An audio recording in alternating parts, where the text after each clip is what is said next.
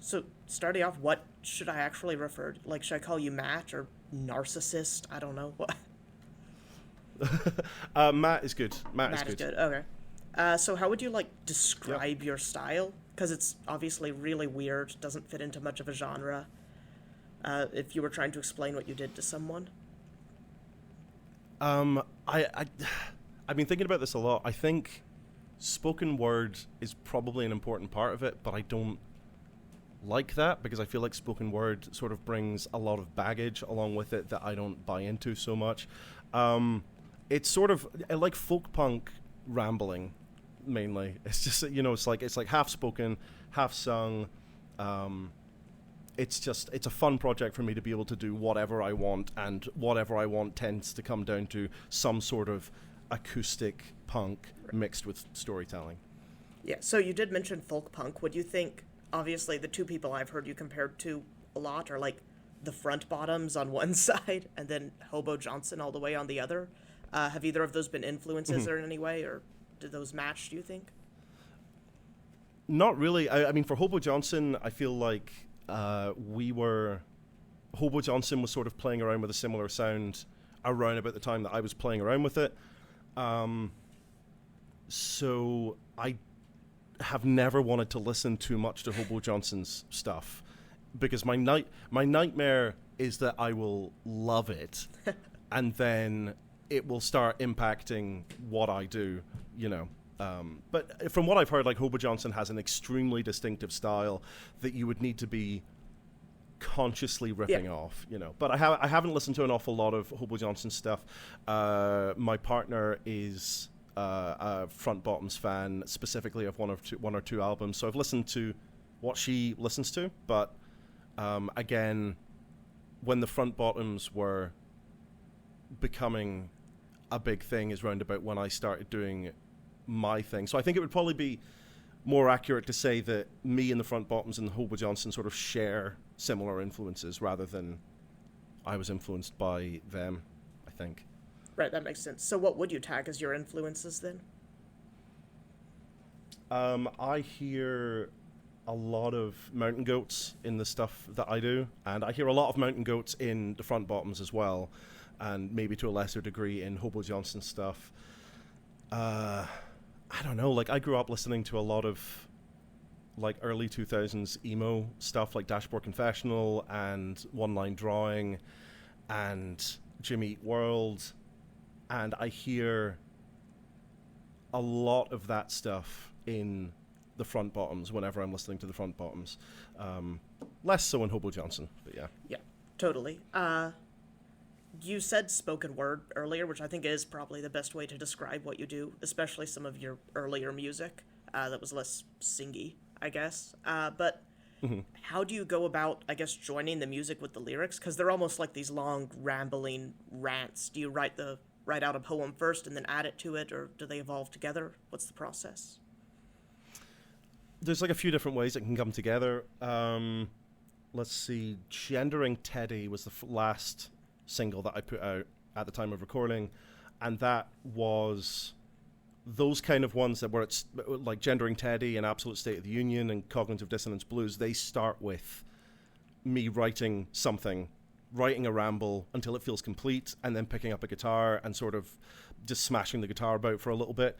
Sometimes I will then go back and make changes to what I've written down, but for the most part it's just me improvising a guitar part, hitting record, improvising a guitar part, and not turning off the recording until I've got something that feels good. But things like Courtney or Moth or Sugar in My Coffee, that just came together like a regular song did. You know, I was playing guitar and I came up with a hook and then sort of just built it around there. Yeah,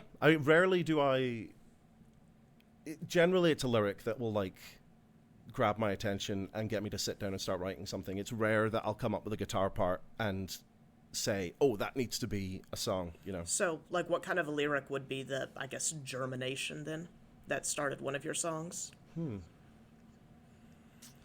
Let's see, like a lyric or an idea. Let me pull up my Spotify and see if anything jumps out at me.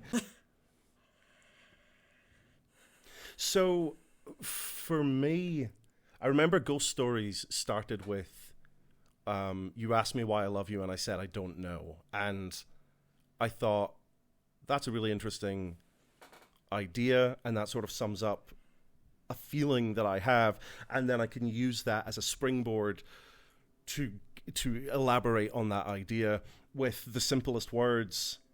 I think a lot of the time it is just the first line of the song, and then I sort of springboard off from there.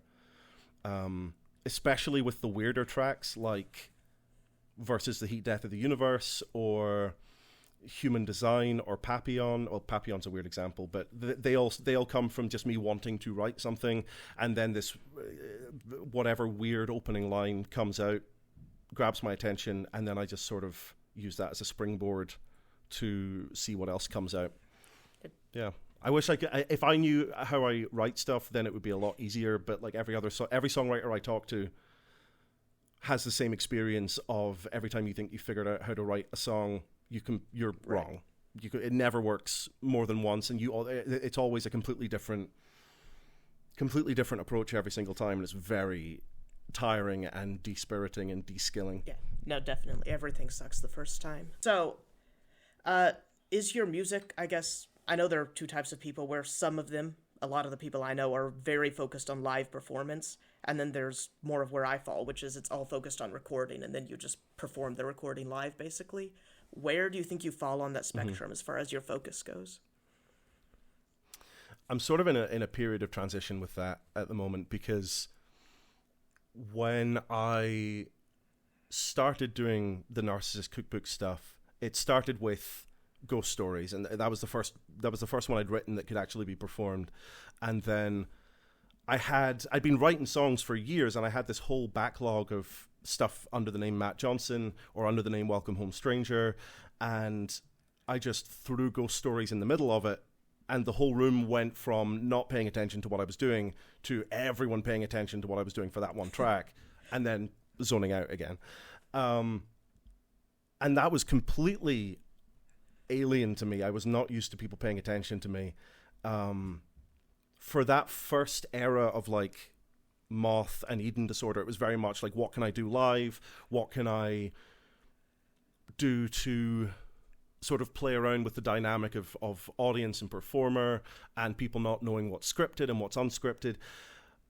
But for the last couple of albums, I've been very focused on deconstructing what I see as the album format and trying to do things that haven't really been done before with an album. More so with him. This Is How We Get Better was just a sort of standard album, but with him and the album that I'm working on at the moment, which is called Myth, it's very much like, I don't care if none of this can be performed live. It's about me trying to figure out something that is interesting and that I feel like hasn't been done before in the album format, whether it be like narratively or yeah. Right, that makes sense. And that was something I was going to ask you about, because your albums do, unlike a lot of more recent albums from all kinds of artists, feel very structured. There's a specific order to the track list, and they're formed as a full album, not just a list of tracks. Is that an intentional process? How do you go about creating an album as a whole, I guess? Yeah, well, so the exception to that is This Is How We Get Better, because actually, you know what, I'll get to that. So with Moth, it was weird because I had all of Eden Disorder written, and that is what I'd been performing all year, and then I sat down to record an album and I couldn't get any of that stuff sounding right, and so I wrote and recorded this whole new album instead, and then put out that stuff later on. With Moth, it was originally just a 7-track album, and I was going to release the first 7 tracks, and then that was around the time that Tenacious D and Maroon 5 and all that were playing around with Spotify commentary tracks. So you would listen to their album, and they'd have like an extra commentary version. And I was so disappointed with what they were doing with that, because it would just, you're a band, you can make, and they're giving you the real estate to record a whole new album. Like, why not record a musical commentary album instead of just going, well, we went into the studio and we wanted to write about, a girl being like sugar, and so that's what we did. So I went back and I gave myself like 2 weeks, and then I recorded the second half of Moth, which was where track 9 relates back to track 1 and track 10 relates back to track 2, and so they're like a commentary track for the second half is a commentary track for the first one. And that was a really exciting idea for me, and that started me thinking about the different things I could do with the album structure. And when it came to him, I'd been playing around with this idea for a stage show that only a musical that only has one song in it, and the song just keeps being rewritten and rewritten and rewritten. And then it turned out that I know nothing about stage musicals, and I know friends where that is their job, and there are a couple of people who are working on an adaptation of him as a stage musical that I have nothing to do with, but eventually that idea became him, and it was sort of, what's the scariest possible thing I could do right now? Like, how many times can I put the same song on an album before people get mad at me, you know? And so it was really fun to try and to compile all of these different versions of this song and tell a consistent story that, you're right, you can't listen to it on shuffle because the album doesn't make any sense if you listen to it on shuffle. I don't know if I'm making any sense right now either. I'm so used to speaking scripted that it's really difficult for me to like pull my thoughts together and try and express myself in real time. So yeah, Moth was very structured. Him was very structured. This Is How We Get Better. The scariest thing that I could think of after putting out those 2 albums was, what if I just put out an album of tracks? You know, like what if I just put out an album of tracks that you can hit shuffle on, and there is no glue necessarily holding them together except that they're underneath the banner of a title. So that was fun, but I don't love it, and I think it was a fun experiment for me to do something that didn't have to be that structured. But with the next one, I'm going back to something that's like hyper structured and is designed to be listened to from beginning to end, almost like a podcast. And that's very exciting. Yeah. I have no idea if I answered your question. No, you totally did. That was really interesting. So you said you recorded half of Moth in 2 weeks? I recorded the first half of Moth in over like 2 or 3 months, and it wasn't this. I'm not advocating for this. It was really bad. Like it was really a really bad year. I'd just gone through a really bad breakup, and I had then lost my voice as well. So I wasn't able to work for like 9 months. And you can hear me, like, especially on Papillon, like I am crushing my voice on that, and I wasn't able to speak for like a week after that. But then I decided to release the album in November, and I was ready to go with it, and then I was like, oh fuck, this idea of a commentary, of turning it into a commentary track, of turning the second half of the album into a commentary track is really exciting. I don't want to push the album back, and so I basically just drank like 6 liters of Pepsi Max a day, and again, not advocating this, but I was also higher than I've ever been in my life, and just didn't do anything with my days. I was just I would wake up and I would just be plugged in to the computer, and I would like realize that I hadn't moved in 8 hours, and it was a deeply unhealthy way of working. Unfortunately, those deeply unhealthy ways of working often bring out good pieces of work, and so since then it's been everything I've put out since then has been about me showing myself, like, can I write sober? And I've been sober for 3.5 years now. Can I write without caffeine? Can I write without staying up until 7 a.m? Because Moth, I was so happy with Moth as a product, and then I got scared that I would have to go to that place every single time I wanted to write and record something. So it's been good to find out that I didn't have to do that. So yeah, basically the second half of it was written and recorded in about 2 weeks. Well, regardless of how painful that was, that's madly impressive. I'm in high school. I have nothing to do with my life, and it takes me like a month to record a track. So props to you, man. Don't validate me. That's so dangerous. I'll just do it again. I mean... You say that, but like I think once, I don't know how easy do you find the recording process? Like, are you still learning how to use your DAW? Can you use it without thinking at this point? Yeah, It's relatively easy. It takes a long time because I can't sing. I have to get friends to come vocalize, which takes scheduling, and I have to record. I record like dense harmony on it, so it's like 9 takes of each line, which just takes a long time. But Yep, same thing. Yeah. so But I mean, again, if you're, am I right in thinking that you're still living at home? You have somebody to check in on you and make sure that you're not hurting yourself, and that is what I did not have. so you were talking about how your partner listens to the front bottoms a lot. How much does she listen to your music? Like when you're around, or is it when you're gone?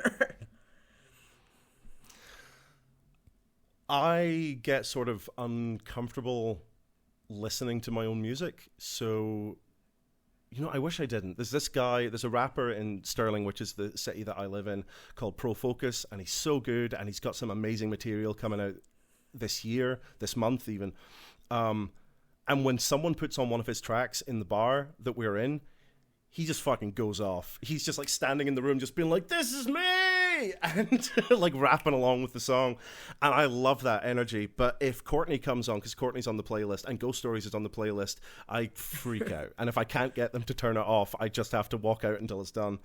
There have been a couple of times where my partner has said, "Can we please listen to this track? I really want to listen to it." And I'm like, "Fine, we can listen to one." But I think for the most part, every now and again, she'll send me a message and say, I'm sure she's fine with me telling people this. She'll send me a message and just say, "Hey, I was listening to My Ass as a Dump Truck today, and it made me really happy." So, yeah, for the most part, I prefer, if people are going to listen to my stuff, I prefer that they listen to it when I'm not there. No, that makes a lot of sense. I mean, most people, even just hearing their voice recorded gets them, and I couldn't imagine hearing your song played at a bar or whatever. But, so one thing that stands out about your music a lot is that it's really, really hard to quantify, like, a specific emotion with each song, because it shows the layers of the emotions, I guess. Possibly the one that's the most like that to me is David. It's definitely the most terrifying song I've heard. But, what was the process behind writing that? Put that on my... basically, I was on tour in Germany, and I mean, it's pretty autobiographical. I don't even think there's that much metaphor in that track, but it came from the track that it is talking about is what's it called? The Good Ship You. That's the track that it's a commentary on, and The Good Ship You was a track that I'd been writing while I was in Germany on tour. And while I was in Germany on tour, there were like knife attacks on trains that were religiously motivated or ideologically motivated. There were mass shootings that were ideologically motivated, and they were in cities that I were going to, or they were in cities that I had just left, or they were in cities that I was currently in, and it was really weird. And it was also around the time that Donald Trump was running for president, which was really funny to begin with, and then gradually less and less funny. But I got really sucked into the funniness of it. Like, to begin with, I was just like, "This is so funny. Like, look at all these right-wing assholes who have no idea what to do if there's this guy on stage just telling them that they're douchebags." And it was funny for me right up until the point when he got elected. And then I was like, "Oh, no." And I felt like I'd been part of that. I felt like I'd been adding to that energy of memeing this terrible human being into a position of power. And I felt really guilty about it. And it was about me trying to sort of confess to this, to be being part of that meme energy, I guess, you know. Yeah.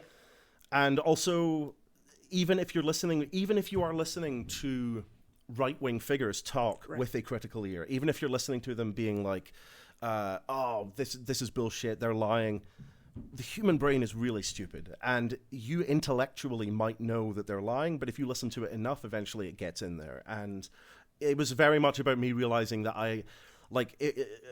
do you drive? Yes, I do. Yeah, and I don't know if you've been driving long enough to get to the point where you will just zone out, and then you'll zone back in and realizing you've been driving for half an hour. To do that.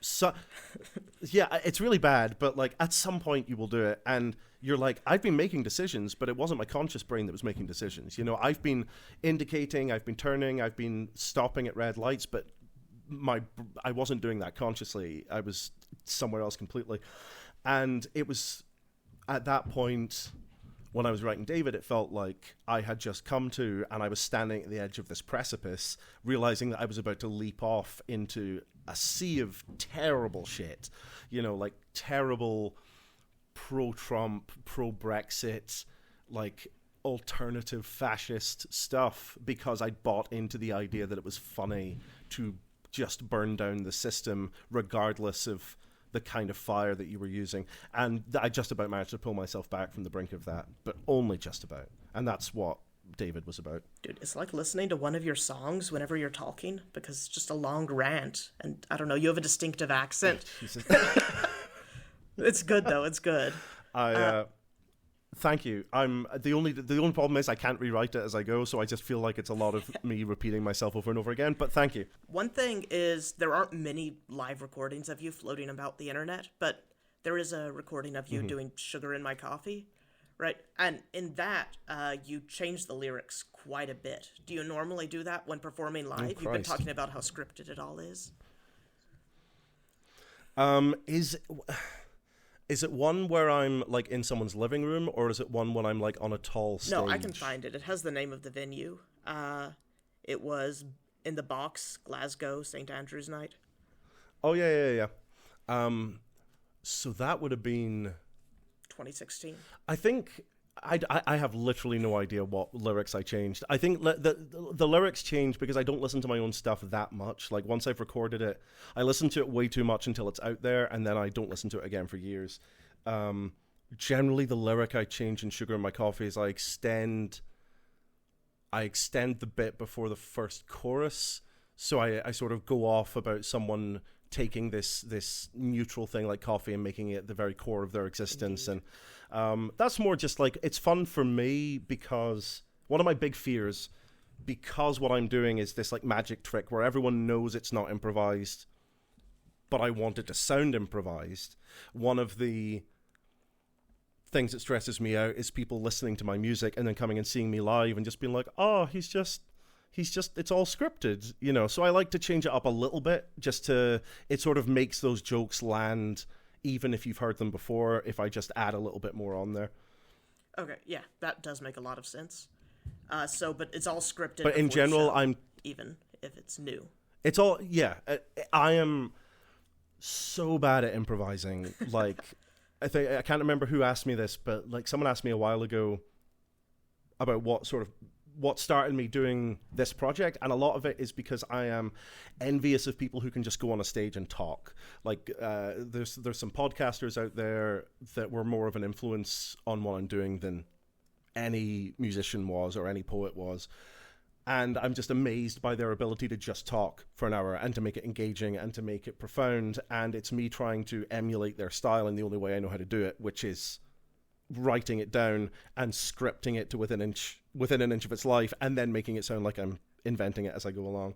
But everything is scripted, pretty much.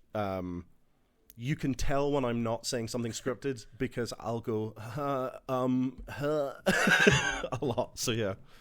No, you can hear I'm doing that too. I get you. But one thing you said, it's kind of long form podcast almost that inspired you to try to pretend you were doing it live. Yeah. It does sound a little bit like a less insane Joe Rogan singing. How much? Oh, that's the worst thing I've ever heard in my life. So when you perform live, because you have this really unusual style of music, I mean, I listen to a lot of weird music and it stands out as crazy weird to me, you know? How do audiences receive that? Like, do they all know who you are beforehand, or are they just like, what the heck is this guy doing? Well, it's actually, the show that I put on changes depending on where I'm playing. So if I am playing, like the show in Box, that I was just some guy on the bill and nobody knew who I was. And if I'm going to do that, I will generally do Ghost Stories, Courtney, Sugar in My Coffee, and then I'll do a couple of other stuff like My Ass is a Dump Truck or something like that, where I'm not going to go on there and dump an 11-minute track on them, because they don't know who I am and they're not going to appreciate that. But what they might appreciate is have you heard the long version of Courtney? Yes. The YouTube music video version? Yeah. So that is something that I'll do regardless of the audience I'm in front of, because I think that's a pretty good encapsulation of what I am trying to go for, in terms of showing you a pop song and then breaking the pop song in half like a fortune cookie, and then like taking it to pieces and then putting it back together again. But when I went last October, I was on tour with Bug Hunter, and we realized, like, I assumed everyone was just coming to see Bug Hunter, but we realized pretty early on that it was like a 50-50 split of people who were coming from all over the world. Like, people were coming from Europe and America and Australia and South Africa, like, just to see us play, which is crazy. But it was also the first time I'd played in a room full of people, most of whom knew what my shtick was. And I could do some of the longer pieces, and not only would people be engaged, people would be reciting them along with me, which was, that was insane, and I was not prepared for that. The first time that happened, I was doing Good Morning Sunshine, and people were just like shouting the monologue with me, and I had to stop the track and be like, I love you, but this is impossible. Like, this is impossible. This feels like this feels like what ADHD feels like. You know, I'm trying to focus on something, but my brain is shouting my thoughts back at me slower and faster than I can process them. But they didn't realize that I was telling them to stop. They thought I was just going, wow, this has never happened before. So they just kept doing it. And I'm glad they kept doing it. I'm glad they didn't figure out I was telling them to be quiet, because it was really fun by the time I sort of rewired my brain. So yeah, if it's my audience, I feel like I can do whatever I want with them. And in fact, I didn't push it enough. Like, I didn't come out with David Learned. I didn't come out with Will You Go Learned. I didn't come out with any of the really involved spoken stuff. I had none of that, because I didn't think people wanted to hear it. And if anything, the one piece of feedback I got was that people wanted to hear that more. So that is very exciting. I'm hopefully when I go on tour to other places this year, I'm going to be bringing along the Absolute State of the Union, or I'll be bringing along Cognitive Dissonance Blues, and I'll throw in one or two of those per set. I performed Apple, which is like the least Christian song ever written, right?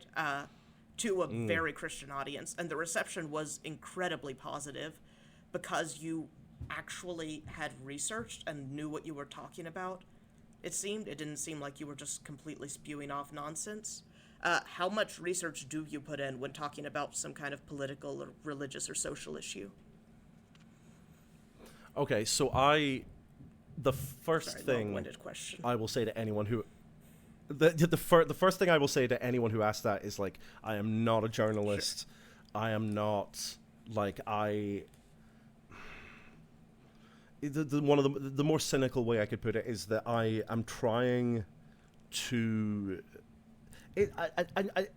I'm basically a little tiny self-contained propaganda engine. You know, like, I'm trying to put out ideas that I believe in very digestible ways, because I think that is how ideas propagate. So naturally, I am biased about how I present certain things. If you dig into the Absolute State of the Union or Cognitive Dissonance Blues and analyze them as pieces of journalism, they will come up wildly short. So I did enough research to feel confident about stamping my name on it, but not enough research to say that I am giving the definitive take on this thing. Like, these are my views on these things, and I want my views to be convincing. And the way to make my views convincing will subconsciously or consciously involve amplifying sources that agree with me and minimizing sources that don't agree with me. And I try and do that in an ethical way, but probably not as ethically as I should. With regard to Apple, I mean, I was raised atheist. Like, my dad was like militant atheist, and my mum came from Northern Ireland and grew up in Northern Ireland during the Troubles. So I have no idea what my mum's spiritual beliefs are. She left to get away from that sort of thing. Right. I don't know how much you know about the Troubles in Northern Ireland. Very little, but, please tell me. you know, very little. But basically, it was a sort of semi-religious political. Okay, fuck. Where do you start? Sorry, I should have. The British this. invaded Ireland. No, that's okay. The British invaded Ireland, carried out a sort of prolonged genocide of the Catholic people in Ireland, replaced them with Protestant settlers, and then now Ireland is in this place where it's split into two countries. It's split into the Republic of Ireland, which is independent from Britain, and you've got Northern Ireland, which is part of Britain, and in general, the Catholic / Irish nationalist people in Northern Ireland object to this, as you would expect, and the Protestant British nationalists think that it's wonderful. And what that led to in the 60s and the 70s and the 80s was bombs and mass killings and war zones in Western city centres. So my mum left to get away from all that. Okay. I mean, that's partly religious because it's Protestant versus Catholic, but it's mostly political. You came along, you took our country from us, which is extremely valid. What was I saying? Why was I explaining that? Oh yeah, my point being, I was raised atheist, but with regards to Apple, I went through like a short period of being like hyper religious, like in my late teens, very, very early 20s, and I don't consider myself religious anymore, but the thing that always struck me about that origin story of Eve and the serpent, and then Adam, who was also there, very not really taking part in the whole situation, is it doesn't really give Eve an awful lot of agency, and that is so insulting to the one woman on the planet at that time, but also just human beings. And I wanted to try and take my biased propaganda approach to writing and see if I could write something semi-convincing that could conceivably convince Eve to take the apple knowing what it would do. Yeah. No. Without tricking her. But at the same time, as with all my other stuff, you listen to Apple and you could probably go, yeah, but at the same time, I would hope that someone would listen to that and if someone was Christian, conservative Christian, I think you could probably listen to that and hear a serpent who's being very manipulative and being very specific about what truths they share and what truths they don't share. And I think maybe it's one of my favorite pieces that I've written. And, I've only ever had someone from a conservative Christian background come along and say, this was one of the reasons that I gave up being conservative Christian. And I'd be really interested to hear someone who listened to it and was like, oh, I'm still conservative Christian, and here's how it resonated with me. I don't know. This might be just lefty hand wringing, but like I don't feel like there's much to be gained from just going, here is arguably the second most important character in the entire Christian faith. You have the devil who said, hey, why don't we go on a little adventure? And it doesn't really achieve much to just be going, that person is evil. Like that character is an evil character. I think even if you fully believe that the devil is real and God is real and some variation on the Garden of Eden story happened, it's a more... You can still be like, I disagree with what this person did, with what this entity did, without just saying they're evil. I think I think that's so shallow. And, God created Satan. I would not want to insult the creator by saying that thing that you created, that thing that entity that was your favorite, just evil. Like that is a shallow 2-dimensional character. Better luck next time. 3 out of 5. So yeah, I love Christian fan fiction. I love stuff like my brain is completely abandoned me now, but the Divine Comedy and Paradise Divine Comedy, Paradise Lost. It's been a while since I've gone back to them. Anyway, I love stuff where people kind of go back and add in more complex dimensions to what was two-dimensional in the Bible. One thing is that obviously the lyrics are the main focus of your tracks, but they're interesting because of the delivery, right? You go from screaming to singing to like sounding like you're about to die. I don't know. But how much, I know you said you rehearsed the lyrics specifically, how much is that vocal delivery improvised versus planned? I don't know. Let's find out together. I am just really insecure about being just a dude with an acoustic guitar. I'm really insecure about that. And when I'm recording a track or recording an album, I want it to sound like a diary entry, or I want it to sound sort of like a lore note that you would find in a video game. You know, I want it to feel like it's of a space and of a time. And if I just record a song and I'm hitting all the notes and I get all the words right, but I don't feel like there's any emotion in there, then I feel like I haven't done that right. I feel like I want it to sound real, and the way I get things to... Some people can make things sound real just by coming up with the most beautiful melodies and knowing how to play their instrument. And I can't do that very well. And so I have to throw in a little bit of acting and a little bit of theater to sort of tap into that. Some of it's real though. Like in the Absolute State of the Union, when I stop halfway through the track and I walk away from the mic to go and get a drink of water, that was 100% real, because I had been recording the track for about 3 hours at that point, and that was the first time I'd made it without a mistake to that part of the song. And whenever I feel that impulse of having to go off script, I've learned to lean into it rather than fight it, because those are the things that resonate with people, you know. Like if I get halfway through a song and need to have a coughing fit and it was a good take, people will like that. They like little bits of reality. So it's less scripted most of the time, those little things, and more just me trying to find whatever feels real or surprising to me at any given moment whenever the recording light is on. Right, that makes a lot of sense, especially with how scripted you said the lyricism is.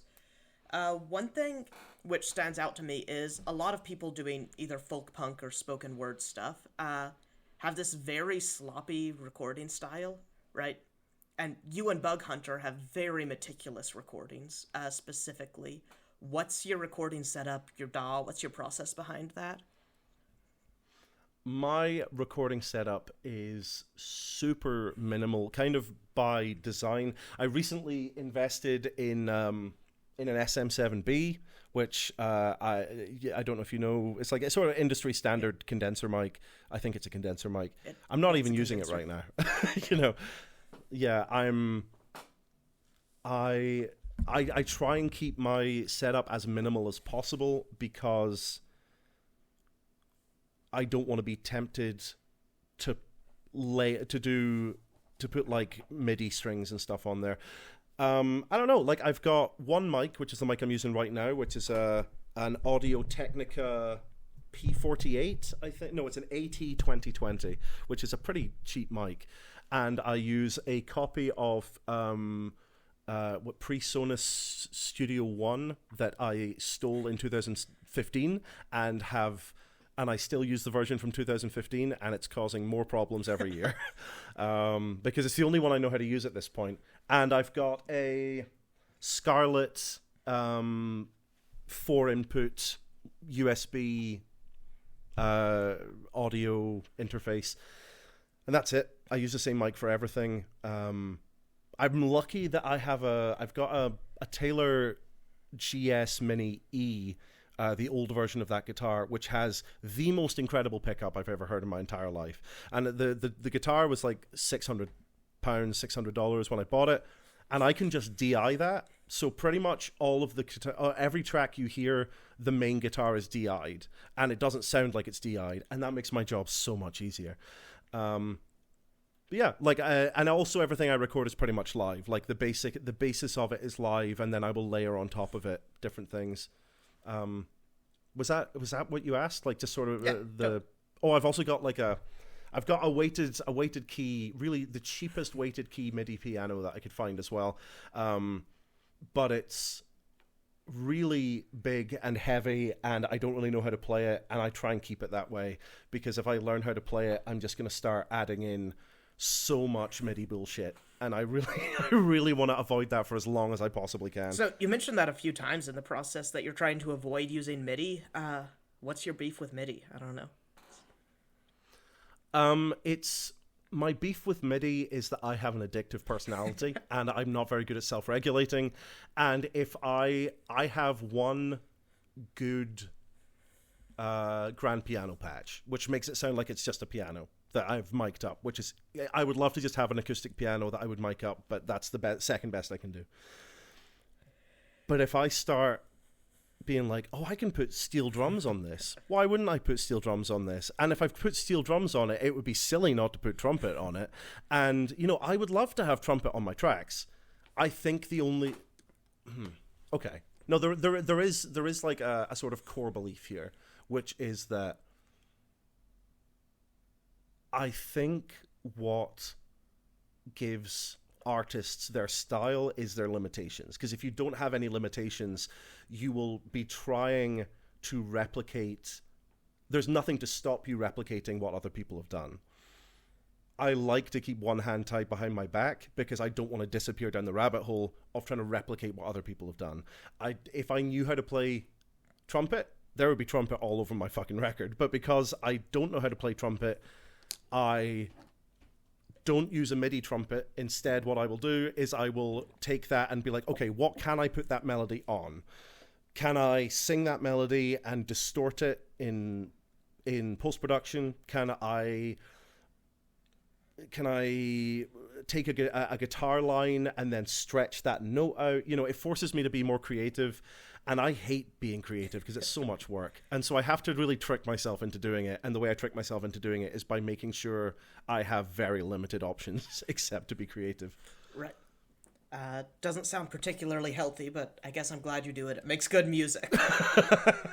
So one thing that does interest me with that whole process, you seem to be a very ADHD hyperfixation type of person. I don't know, that could be a false perception, but that's what comes across, at least in the conversation. No, that's fair. I haven't got like a diagnosis for it, but it lines up with a lot of the way my brain works. So a lot of the way that my brain looks from the inside. Right. So yeah, that makes sense. But for This Is How We Get Better, a lot of that comes through. It's almost a reoccurring theme with Good Morning, Welcome to the World Sunshine. I don't remember the name of it, but throughout the whole album is kind of just being a lazy slob almost, and like being unproductive, depressed, unmotivated. Thank you. You're Scottish, it's to be expected. Oh, I feel so seen right now. I feel so seen. But when writing about that, do you find that you're writing in the moment? Because that does feel like a bit of an oxymoron to, you know, write Good Morning, Welcome to the World Sunshine, which is about what you're not doing then. Or do you write it kind of after the episode, almost? Specifically with I don't like shining too much of a light on songs, because I think if I shine too much of a light on them, it sort of collapses all these realities into one reality. And then if there's someone out there who interprets Good Morning Sunshine in a particular way, I don't want to take that away from them. But what I will say is that specifically for This Is How We Get Better, a lot of that album was about me. So on Him, it was me trying to exercise one song from my brain. So I didn't, once something has been recorded and published, I don't need to think about it anymore.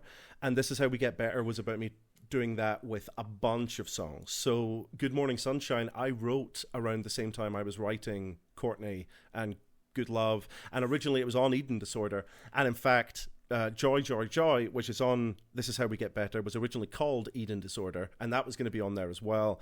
And so for This Is How We Get Better, it was very much recording it after the fact. It was taking songs that I'd been working on for 2, 3, 4, 5 years and being like, I need to just forget about these. I need to record them and get them out of here, or I will be worrying about this. I'll be worrying about these songs every single time I try and write a new album. So yeah, very much after the fact. That was one thing I was going to ask you, is you said Ghost Stories is the first song you ended up writing, or at least the first Narcissist Cookbooky song you ended up writing. Yeah. And yet you released it on Eating Disorder, which was not the first album you ended up releasing. Why was there so much of a delay? The delay, I think I mentioned this briefly early on, but there was, when I sat down to work on Moth, it was originally going to be a birthday present for somebody. Or, it was going to be a birthday present for Gray. And I really tried to put Courtney on there, and I really tried to put Ghost Stories on there, and Sugar in My Coffee, and Apple, and none of it worked because I had written this 7-track album that was the first half of Moth, and it felt so cohesive because it had all been written and recorded in one short session, a short-ish session, that taking something from outside that session and putting it on there felt really deeply weird, and it stood out like a sore thumb. So I just tossed them aside and assumed that I would get back to them, and it was a really bad business decision at the time because I'd been touring the songs on Eating Disorder, and then I was like, I've got a new album, and everyone was like, oh, I'm so excited to finally hear Sugar in My Coffee. And I'm like, tough luck, suckers. Here's and then about, I can't remember how long it was, I think it was about a year later, I finally sat down and worked on Eating Disorder. But even then, like, this is probably the closest thing to like a criticism of that record I will make, because it's been so good for me. Like, people have really resonated with Eating Disorder, but I feel like if I hadn't recorded it in that month that I did, I would have never recorded it, because I still listen back to those songs and I'm like, wow, I am not in that headspace anymore. I wasn't in that headspace when I was recording them. Like, I knew them back to front, but they weren't fresh anymore. Like, I'd moved past them. I was working on Moth. Moth had come out. I'd written this whole batch of new tracks. So, but what do I know? Like, people listen to Eating Disorder and it really resonates with them. So that's just a me thing, I think. That is one thing. I know it's obviously not your favorite, but since Eating Disorder has, until possibly This Is How We Get Better, been way more popular than anything else you've done, I did want to look at that a little bit and see what's going on in it. Starting with the name. That's a very clever name, but how did you come up with it? Oh, by the way, just to clarify, like, I'm very proud of Eating Disorder. It's not that I don't like it, and I completely understand why it's more popular than Him and Moth, for example. I mean, you have to spend 50 minutes fully to understand get through that. Moth. Yeah, like, I really, like, kind of the also to add a bit onto your last question before this one, part of my thinking was, it's totally okay for me to put out this 50-minute album where the second half of the album is spoken word tracks that get progressively longer and longer and longer until one of them is 12 minutes long, because the next thing I'm going to put out is a collection of pop tracks, and I know people are going to like Sugar in My Coffee, and I know people are going to like Courtney, and I hope people are going to like Ghost Stories, and I'm still really pleased that that's the track that people have connected with more so than Courtney. So yeah, I was like, I'm going to put out something really inaccessible, and then I'm going to put out something super accessible, and hopefully people will resonate enough with the accessible stuff that they'll work backwards. And that was sort of my thought with Him going into This Is How We Get Better as well. Like, I was like, Him, this is going to be a mess. 90% of people are going to bounce off this, but if I make sure that the next record is slightly more outward facing, that's okay, because then people might work their way backwards to him. And I think people who connect with him really connect with it. Definitely worked on me. And I'm very thank you. And I've completely forgotten what question you asked. Oh yeah, the eating disorder name. It was just a stupid pun. Like it was originally connected to the song Joy Joy Joy. That was originally called Eating Disorder. And the joke was, Joy Joy Joy is a song about an eating disorder, and it's contextualizing an eating disorder as a never-ending quest for pleasure. I always just want to be getting the taste of sugar in my mouth and the feeling of sugar in my system. Not in your coffee. And not in my coffee, though. Not in my coffee. So yeah, it was just about me. That's the wordplay there. It's eating disorder, but it's eating disorder because what I'm looking for is I'm just looking to feel good all the time. So why did you end up switching the names of Joy Joy Joy and Eden, or I guess not switching, but moving it over to the album name instead of the track name? I have no idea whatsoever. I have no idea. I think when Joy Joy Joy or Eating Disorder was going to be on Eating Disorder, I started calling the EP Eating Disorder, and that had like double wordplay because you've got Apple on there, which is about the Garden of Eden. And then when I realized that I couldn't make the song Eating Disorder work, I took it off the record, and I was like, fuck, man, I still really like this title. It works, kind of, because it's about the garden. There's a track about the Garden of Eden on there. Fuck it, that'll do. It'll be fine. It'll be fine. And with naming songs, I don't know why we're spending so much time on names, because I keep asking. But with naming songs, do you focus more on creating something accessible so people can find your music, or are you using it also as an artistic, expressive tool, I guess? I didn't actually think about naming. I didn't really think about the naming thing until This Is How We Get Better. And then on This Is How We Get Better, I really started thinking about it a lot. Again, quite cynically, I never I won't put out something unless I'm proud of it. And I'm very proud of This Is How We Get Better. Other people enjoying it is a huge bonus. But it's not the reason I ever make anything.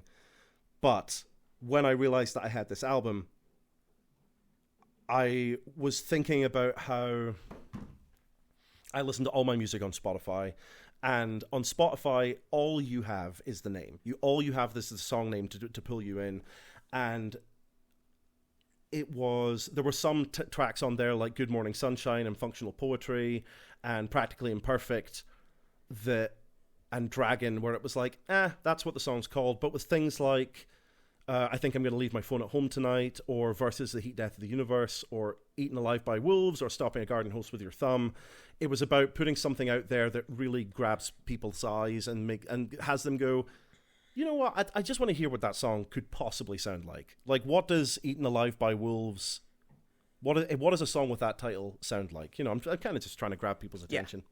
So then it's more about a hook than, I guess, searchability when trying to make a marketable title? Oh, yeah. Search... Yeah, very much so.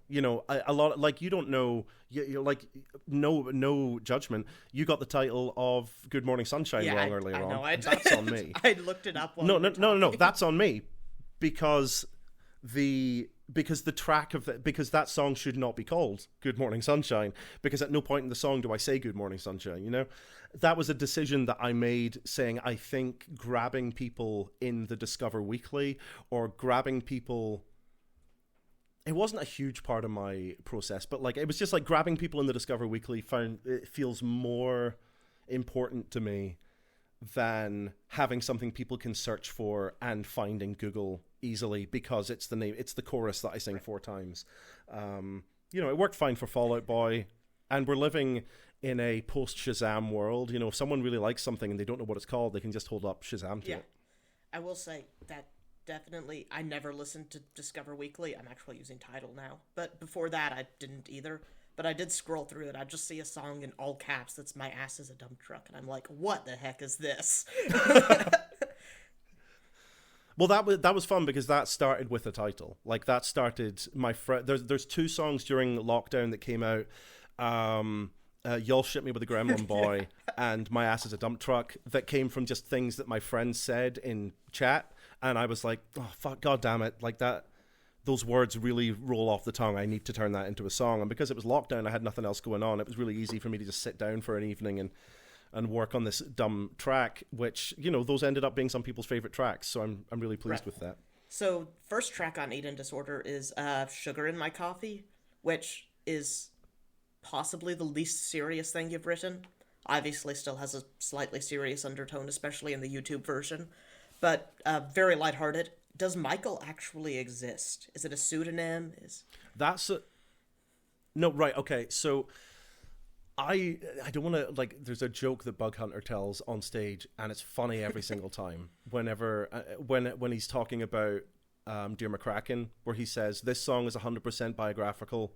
It's so biographical that I probably should have changed this guy's name. For me, and that's my favorite joke. I laugh at that. When we were on tour, I'd be like, ha ha ha ha, every single night. But with me, I can't remember if he was called Michael. I don't know if I changed his name. Maybe I did. Maybe I didn't. I can't remember.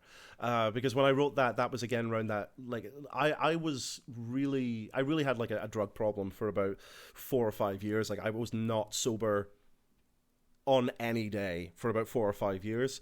And I cannot remember if that guy's name was Michael and I kept it the same, or if his name was Grant and I changed it to Michael. I have no idea whatsoever. But besides that whole song is 100% autobiographical. The only thing that's fake in there is the statue outside his coffee place, the golden decaf, because I came up with that joke while I was writing it, and I'm like, that's a very good joke, Matt Johnston. You just made a good joke, and that's going to go in that song.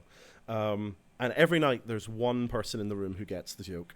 Why did you put the full version on YouTube and not Spotify? When it seems like, I don't know, it would be reversed. People would want short listens on YouTube. Are we talking about Courtney now? Yes. Sorry. I should have made that clear. Yeah. Yeah. Oh, I've got such mixed feelings about this. Because the full version, like the real version that I wrote was the full, like, 7.5 minute version, which is the version that's on YouTube. And I made the video before I released the track the video yourself? On Spotify. Nice. Oh yeah, I made the video myself. And it was, I cut out that middle section because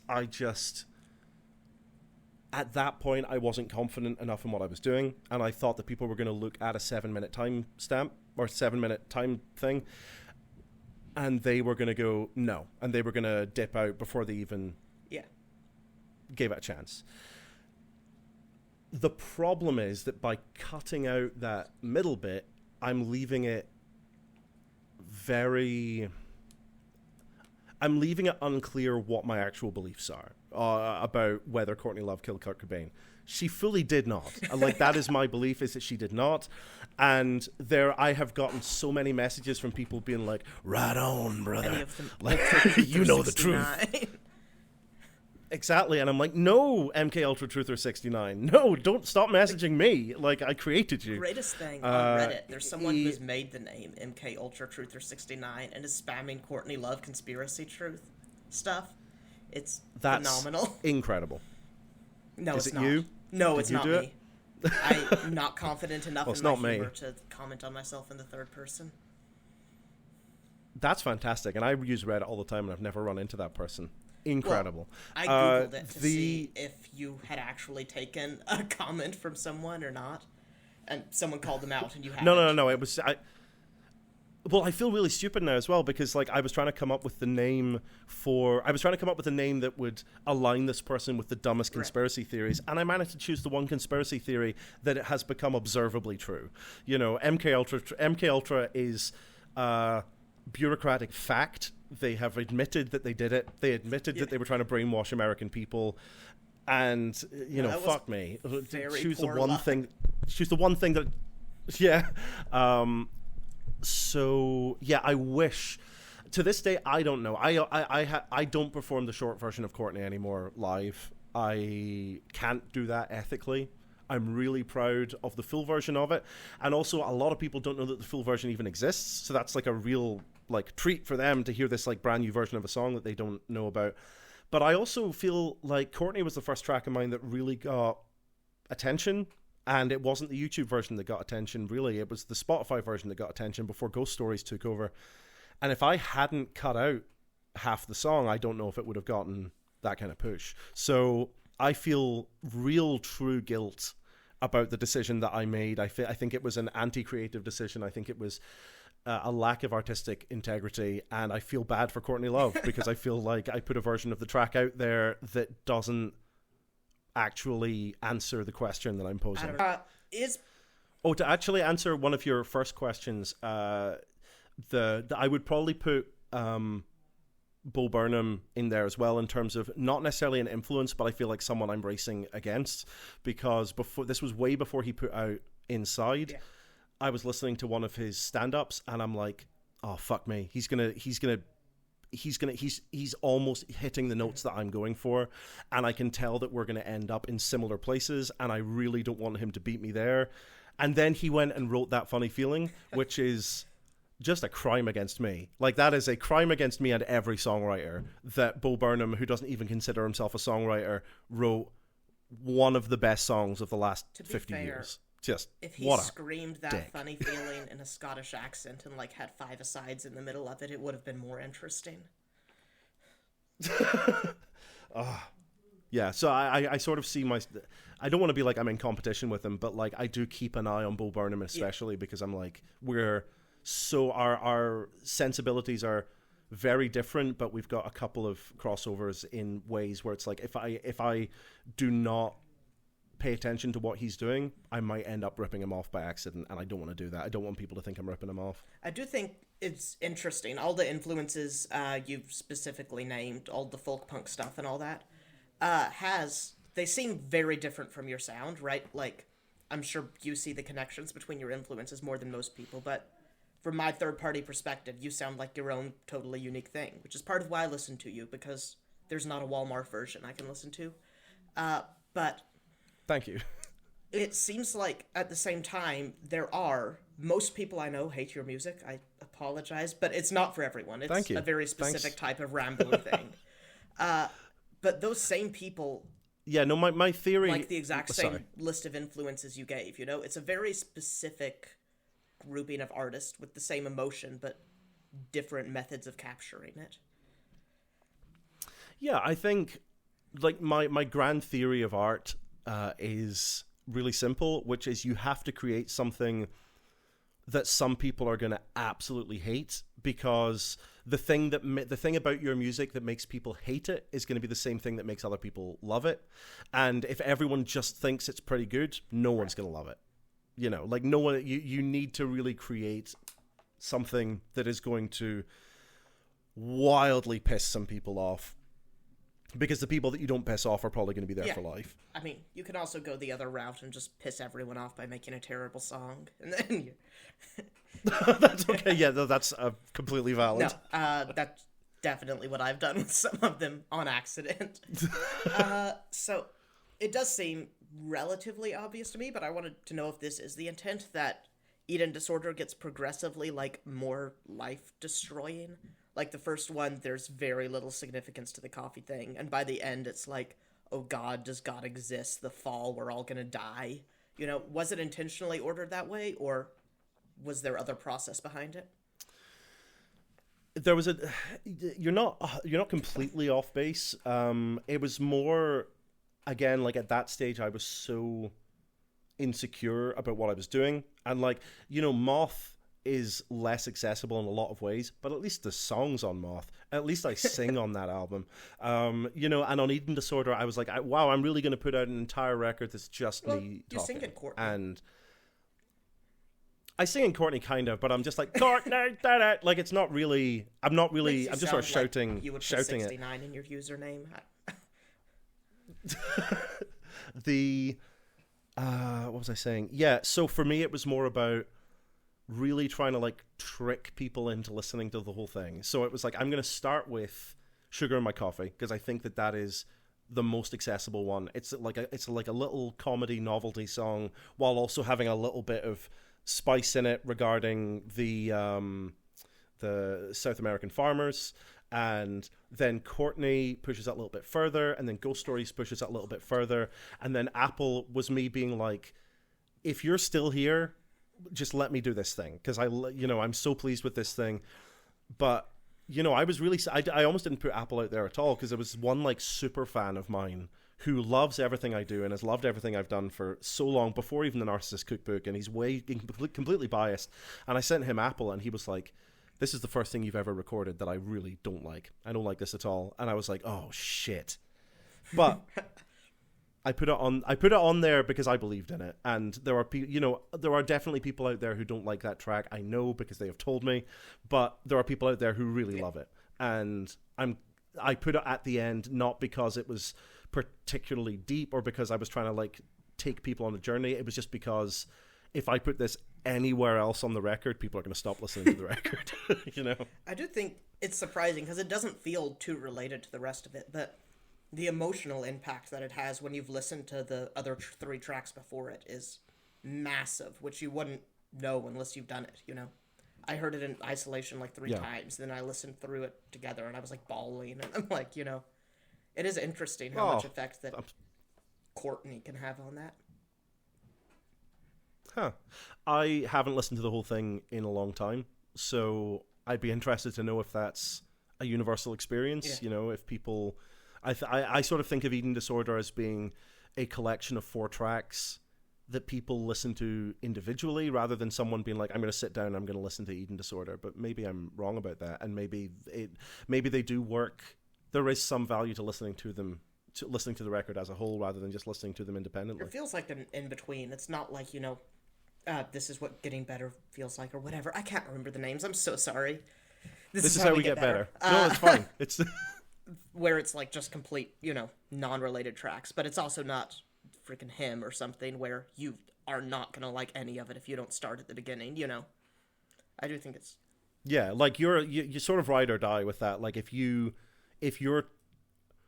turned off by the first 2 or 3 tracks, nothing is gonna win you over by the end of it. But if you're on board for the first 2 or 3 tracks, then I've got you. Like, you're gonna like this, But the track listing does definitely help build up to peak drama, I guess. You get used to the style, then it gets more dramatic, and then it's like, holy Jesus, that is, whew. Thank you. So with Ghost Stories, 3rd track, I was going in order. We went to Apple. That's fine. But Ghost Stories. The other track you have that's kind of like that is Broken Necklace, which you don't have on Spotify. Is that an intentional thing, or will that be on an upcoming album, or what's the deal? So Broken Necklace was on an EP that I put out. So I told you that I was writing that stuff when I lost my voice, and I had no income, and I was terrified, and so I put out this EP just for my friends, called the Thank You EP, being like, hello, I need money, or something bad's going to happen. Here are just 5 tracks that I have been working on, and I'm going to put them on an EP, and if you want to send me money in return for this, I would love that. That is available on Bandcamp. Like, if anyone wants to go and listen to that, it is hidden away right down at the bottom of Bandcamp. But no, I don't think I will be putting it anywhere. I didn't actually perform it at all on the last tour, which is really surprising, because it used to be that I wouldn't go a single show without performing it. No, I think what I will do is even if I start performing it again, I think I'm going to leave it as this little hidden thing, because I think there's some value in having. Spotify has been so good for me personally, and also just everybody, in terms of being able to expand their music tastes. People can afford not to just be like, I listen to punk and that's all I do. You can just be like, I'm going to listen to jazz now because there's no reason for me not to. It's right here. The downside is that there's none of that feeling of discovery. anymore because everything is just on Spotify. It's right there. You know, I think some people do hidden albums on Spotify, but I want to. The idea of having an entire EP out there that is sort of proto Narcissist Cookbook, where a lot of the ideas are coming out, but also I don't know how to record and it sounds like shit, is really interesting to me from a to give someone like the thrill of discovering something new after being into me for like 6 months and then realizing that there's this whole EP that they've never heard of, you know. One thing interesting about the Narcissist Cookbook as a project, I guess, is the name. I keep going back to the names, but like when I was performing Apple, like it was this dead serious piece, you know, gets people, and I did like a little thing at the beginning where it's like God creates the universe to give it a little context, but anyway, I would say, you know, let us make man in our own image, and I would say Apple by the Narcissist Cookbook, and everyone would just die laughing at the name. Where did it come from? The name came from, I was talking about this on Twitter, actually, no, on Tumblr recently.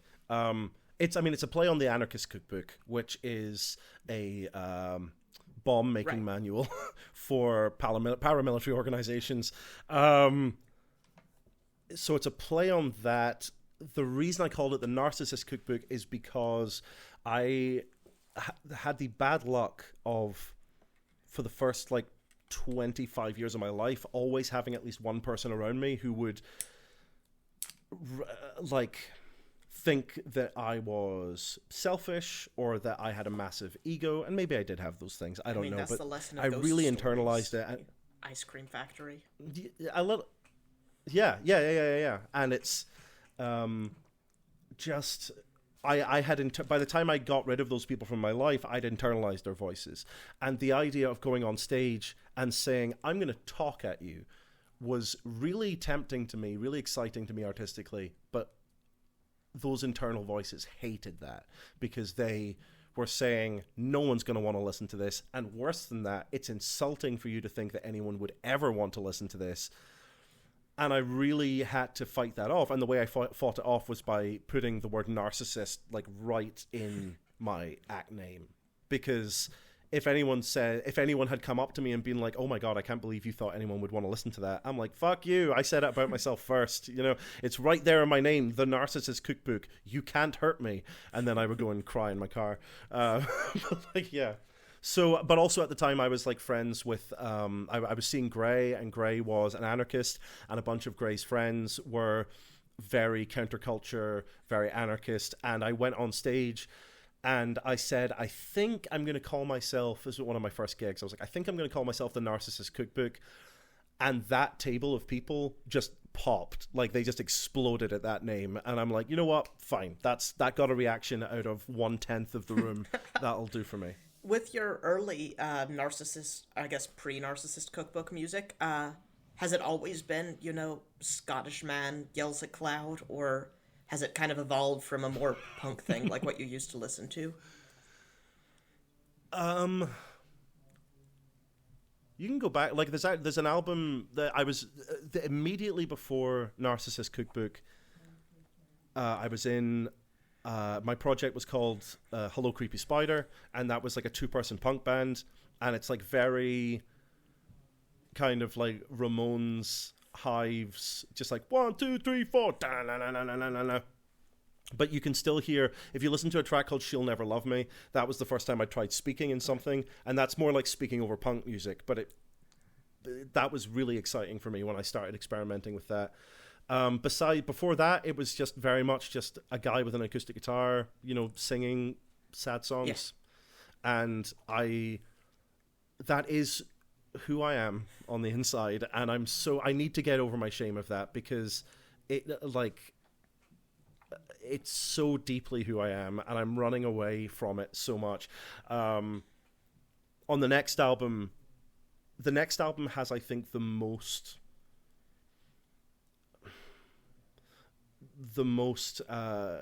pronounced divide between the talking and the singing, in a way that will make sense when you hear the next record. But the next one is very much just like, here is a collection of songs, and here is talking in between it, and I'm not going to try and hide the fact that I'm singing to you by talking for a verse, you know. Yeah, so the early stuff, before all the Narcissist Cookbook things, it was me just trying to find this sound, I think. Okay, yeah. You said earlier stuff was you basically doing the same thing you do now, but like over a punk song for a little bit of time there. Do you listen to Flat Sound or Hotel Cookbook or any of those people who do basically what you do over punk songs? And if so, is that an influence? No, Hotel Not Hotel Cookbook. Crap. What's the name? Hotel something.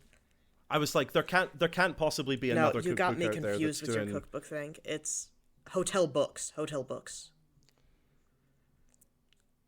I guess not them, but... Right. I actually don't listen to an awful lot of... like, when I was young and before Spotify, I would listen to, like, exclusively punk, because that was how I identified, and because it was too expensive to risk listening to anything else, because, you know, I'd have to go out and buy CDs and shit. So... it wasn't just exclusively punk. My first favorite band of all time was Counting Crows, but then after that it was like Green Day, Offspring, NoFX, Rancid, Bad Religion, Alkaline Trio, that kind of thing. And then I got sort of chilled out a little bit and was listening to more like Taking Back Sunday and Jimmy Eat World and Brand New and My Chemical Romance. But someone was talking to me recently about the Wonder Years, and it just doesn't grab me, and I don't think that's because it's bad. I think it's just because I'm not in that punk headspace so much anymore. Like, a lot of the stuff I'm listening to these days is the most bubblegum pop that you have ever bubblegum popped. Hyper pop, like, it 100 is stuff, or actually like Ariana Grande type stuff. no, sort of neither of those. So I was listening to, I think it's like a guy called Bracken, who has this amazing song. I think, let's see, is it? No. It's Brakens, who has a great song called 5G, which is just that sort of glitch pop that you're talking about. But like, no, a lot of the stuff that I'm listening to is just. I'm actually listening to a lot of women. Because to sort of make up for the fact that I basically didn't listen to any women. No, I know. Seriously, I didn't listen to like any women for like the first like 15 years of my life. But now I've got let's see what the last few things I liked. I've got some Ellie King. I've got Anna of the North. There's a great song. This is nothing like anything I've described, but there's a great song called Another Round by The Scratch, which just bangs so hard.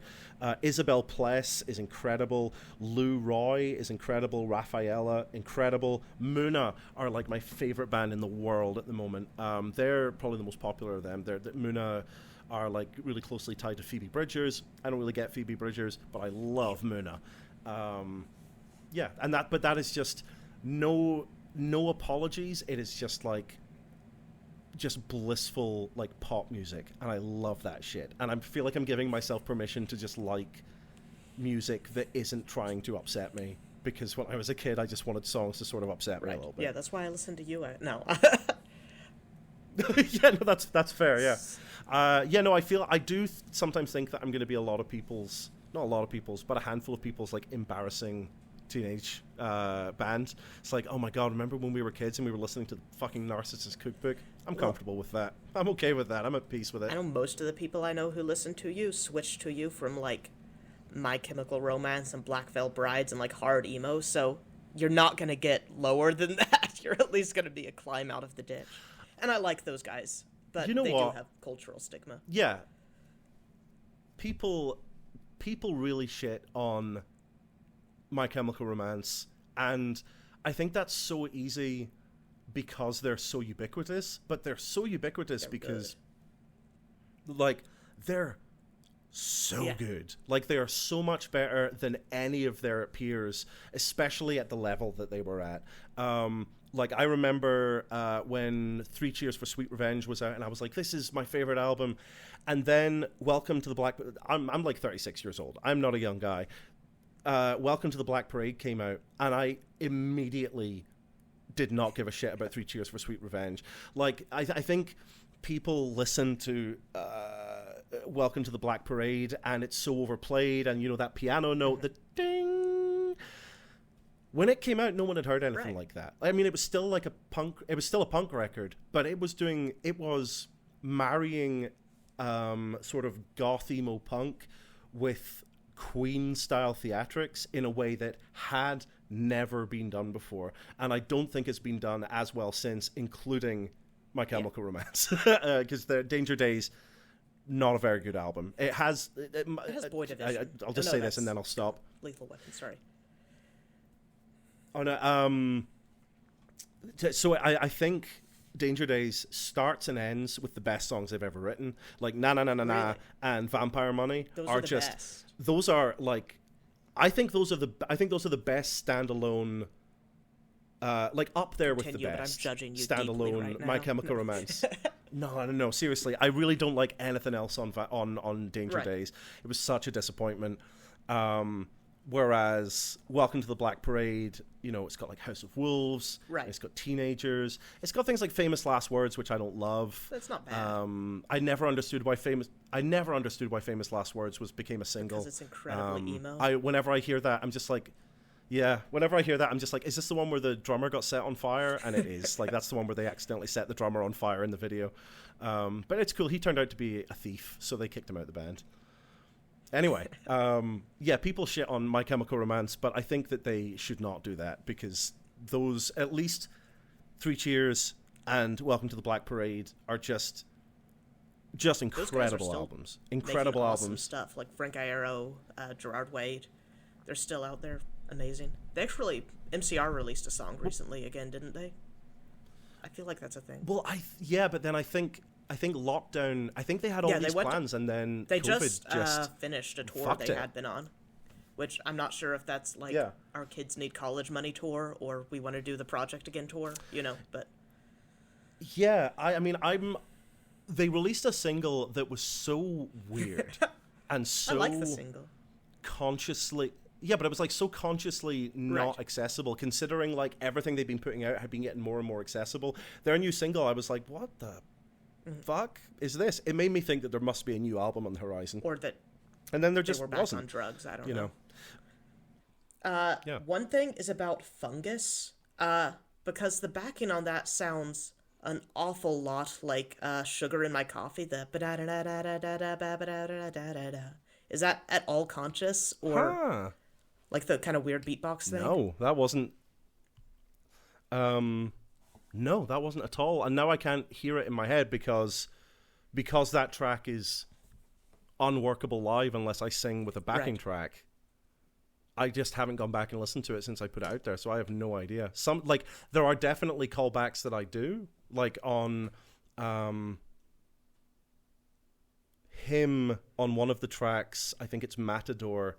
I have don't actually, which is supposed to be like a conscious callback to Moth from the album Moth, but that one that you've pointed out, not at all on the purpose. Unless it's really cool, in which case, very much on purpose. Obviously. Another weird one that pops out, because I feel like definitely your most eclectic or varied album you had was the This Is How We Get Better. Because it was all singles, it's not building. But possibly the weirdest part of that was the intro to Joy Joy Joy. Where did you get that audio from, and why did you include it? I don't object, but that's very much me, like, trying to sabotage. If I feel like I'm getting too serious, then I'll end up like trying to intentionally sabotage what I'm doing just to kind of keep myself in check. And I've got a friend called Lorraine who lives in California, somewhere near LA, I don't know. And again, during lockdown, I loved lockdown. Very privileged thing to be able to say, but like I loved being able to say, "Oh, I can't hang out. Government says no." Like that's. But I also did start to go a little bit crazy, and I like that. I like going a little bit crazy.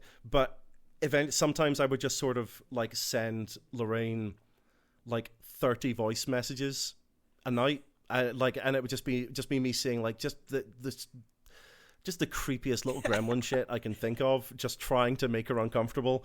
And I'd just be, and that one I remember I was like lying in bed and I was like half asleep, and I quote unquote came up with that joke, but I'm sure someone has come up with that joke before. But I just sent that voice message, and she got it in the morning, and she was like, "Jesus Christ, being friends with you is a fucking curse." And I'm like, "People appreciate me. I'll put that on my new album." And she was like, "Do it. I dare you." And I'm like, "I'll fucking do it. I'll put it on the album." So yeah, that's the story behind that. I did it as a dare, and also to sort of stop myself from to sort of offset what I was worried was going to be a bit of a clinical album without much realness in it. Yeah, I think it definitely came across as if it was almost a compilation album and not a separate album. You've talked about that being intentional, but were they actually written all in one go, or were they pulling from your past catalog? No, so they were. Let me go through this. I think I went through this in the book. Otherwise, I'd be a bit scared of pulling back the curtain too much. But let's see. So they were drawn from. So Practically Imperfect was written after I broke up with my previous partner in 2017. The pattern. Let's see. The pattern.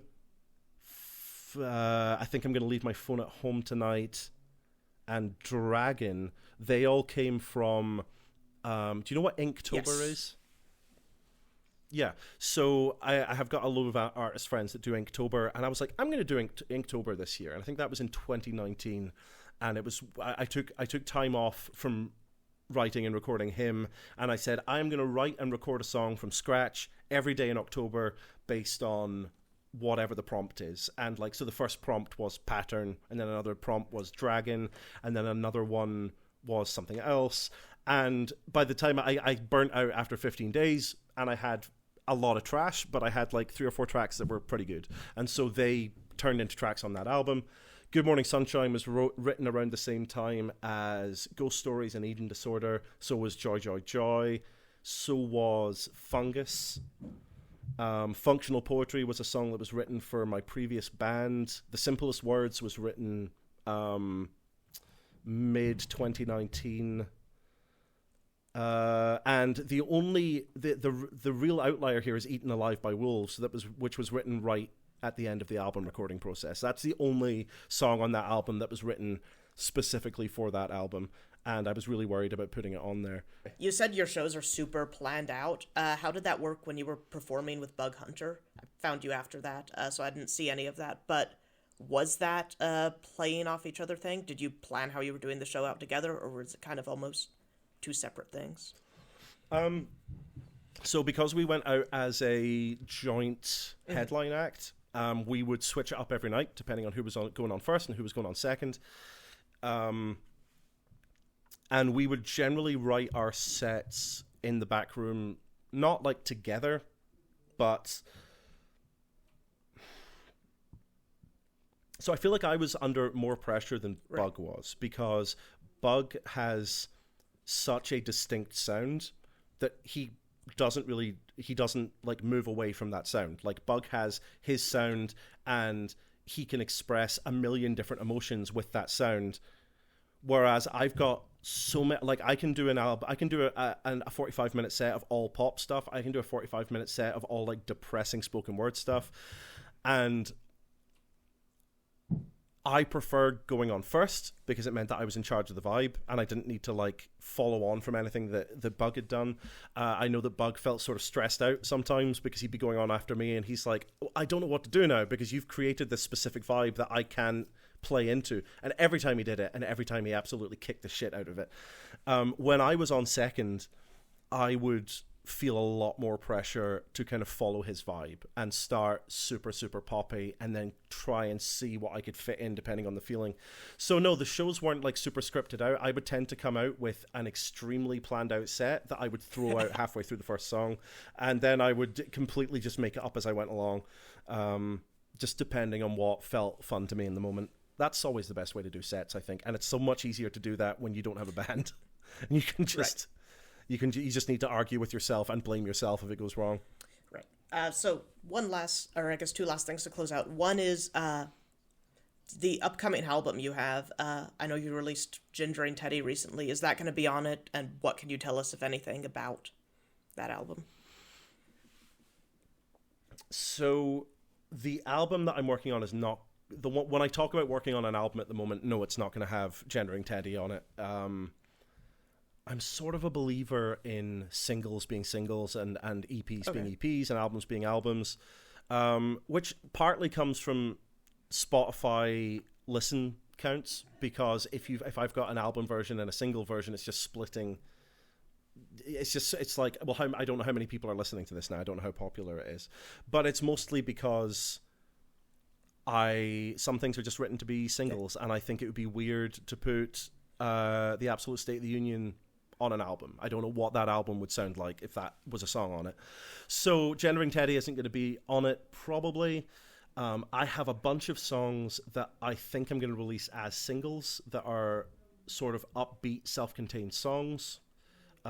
Or I've got a really exciting project, and I have no idea when it's going to come together, that is potentially working with a podcaster out in California whose work I love, and we've been talking for years, and he's become insanely successful in the past few years, and he contacted me last year and said he wanted to do some work with me, which would basically involve me writing it would be like half journalism, half album, and it would be released in podcast format. So I don't know whether to hold on to these songs for that or to release them. I don't know.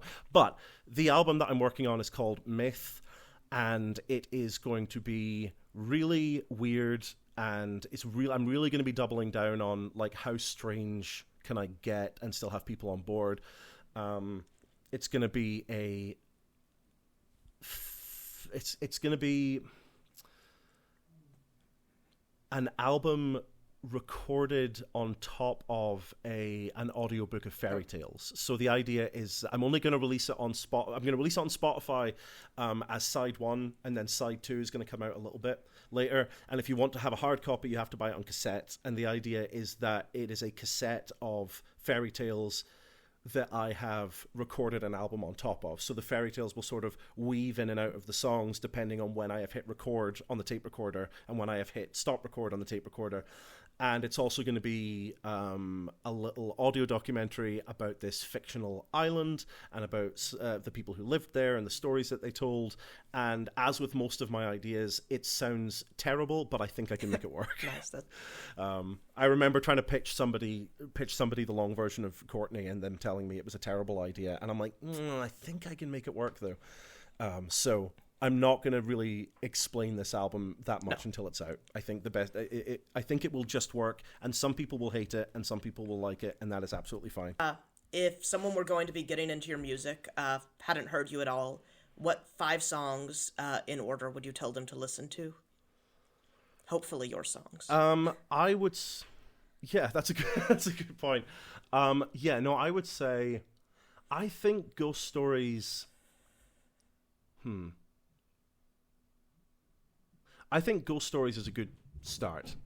I think if you listen to Ghost Stories and you really don't like it, there's going to be very little... if you listen to Ghost Stories and you really don't like it, you might like 1 or 2 of my songs. Like, you might like My Ass is a Dump Truck, you might like Simplest Words. But if you don't like Ghost Stories, I would just say give up. Good Morning Sunshine as well, I think, is a good start. I'm really pleased with The Simplest Words. Let's see. But to get a little bit weirder with it, maybe I think I'm going to leave my phone at home tonight. Like, I would maybe make that the last track that I ask someone to check out. And also Broken People, I think, because I still think that Broken People is, like, I'm so proud of how that came together, and it's impossible to do live. Can't do it. Right. Like, that requires like a full funk band. But like, that gives people like a sort of a way in to be like, this is what I actually sound like, and then here is what I sometimes sound like on record. Yeah. There we go. I think that's probably a good intro. Thank you so much for talking to me. It's been amazing hearing from you. No problem at all. This was lovely. Hope to see you in live sometime. Yeah. Wow, you are still here. What a phenomenon. Well, you clearly liked it if you're still here, so why not just go ahead and subscribe? Thank you, and please. If you know of any artists you would like me to interview in a future episode, please hit me up in the comments or else email me. I'm always open to suggestions and just finding new people. Until next time, have a lovely life.